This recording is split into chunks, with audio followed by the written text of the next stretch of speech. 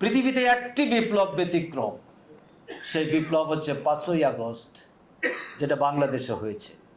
There was no political leader in true sense. এখানে কোনো রাজনৈতিক নেতৃত্ব ছিল। 2010 সালে আরব বসন্তের নামে একটি রেভলিউশন হয়েছিল in Arabian world.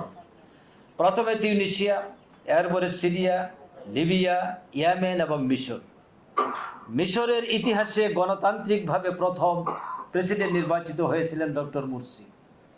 He was one of the prominent and eminent leader in the world, যিনি যুক্তরাষ্ট্রের নাসায় বৈজ্ঞানিক হিসেবে কাজ করতেন। পৃথিবীর 11 জন বিখ্যাত নভো ইঞ্জিনিয়ারের মধ্যে তিনি ছিলেন একজন। এটা চারটিখানি কথা নয়, বিশ্বের বিখ্যাত 11 জন আকাশ বিজ্ঞানী, মহা আকাশ নিয়ে যারা গবেষণা করেছেন, তাদের মধ্যে বিখ্যাত 11 জনের তিনি একজন। তার স্ট্যাটাস, তার মর্যাদা এবং তার সম্মান ছিল আনপ্যারালাল। কিন্তু আফটার হি ওয়াজ ইলেক্টেড, তিনি 1 বছরও রাষ্ট্র পরিচালনা করতে পারেন এবং 1 বছরের মধ্যেই মুরসিকে গ্রেফতার করা হয়েছিল। তার কারাগারে তাকে বিষ প্রয়োগে হত্যা করা হয়েছিল, সেই ইতিহাস আমরা জানি। এরপরে মিশর চলে গেল, তিউনিসিয়ায় এসেছিল চেঞ্জ। তিউনিসিয়ার লেংদি হয় নাই, সেটা নস্যাৎ হয়ে গিয়েছে। পৃথিবীতে একটি বিপ্লব ব্যতিক্রম, সেই বিপ্লব হচ্ছে 5ই আগস্ট, যেটা বাংলাদেশে হয়েছে। There was no political leader in true sense. এখানে কোনো রাজনৈতিক নেতৃত্ব ছিল। সুতরাং এই বিপ্লবটিকে আগামী দিনে কিভাবে সফল করা যাবে, সেটাই আমাদেরকে চিন্তা করতে হবে। কারণ ইন 1975 15ই আগস্টে আওয়ামী লীগের সকল লিডারশিপ দুনিয়া থেকে বিদায় নিয়েছিল, ইনক্লুডিং শেখ মুজিবুর রহমান, তাজউদ্দিন, নজরুল ইসলাম, আশরাফ সাহেবের father, captain Mansur, Kamaruzzaman. This 4 leader এবং শেখ মুজিবুর রহমান সহ অনেক নেতৃত্ব চলে গিয়েছিল। কিন্তু এই রেভলিউশনে আওয়ামী লীগের কোনো নেতা পৃথিবী ত্যাগ করেন নাই, বাংলাদেশ ত্যাগ করেছেন। সুতরাং তারা এই বিপ্লবকে নস্যাৎ করার যত রকমের ষড়যন্ত্র আছে, সব তারা করবে।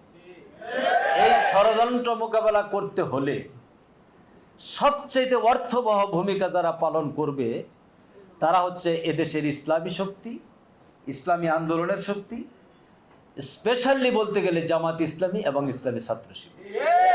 কারণ ভারতের আগ্রাসন সহ সকল অবশক্তির বিরুদ্ধে একমাত্র মাঠে থেকে ভূমিকা পালন করেছে শিবির এবং জামাত। আমরা কারাগারের ভিতরে গিয়েছি, আমরা আদালতে মোকাবেলা করেছি, এই প্রহসনের বিচারের মোকাবেলায় আইনি আর্গুমেন্ট আমরা তুলে ধরেছি, যার ফলে বিশ্বের সর্বত্র বিচারগুলো প্রশ্নবিদ্ধ, বিতর্কিত।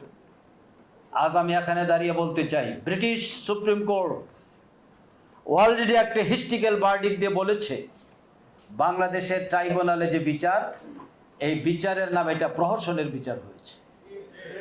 প্রহসনের বিচারের মাধ্যমে বাংলাদেশের ইসলামী আন্দোলনের অবিসংবাদিত নেতা এটিএম আজহারুল ইসলাম আজকে কারাগারে আটক রয়েছেন। আমরা অত্যন্ত অল্প সময়ের মধ্যে প্রহসনের বিচার বাতিল করে তার মুক্তি দাবি করছি।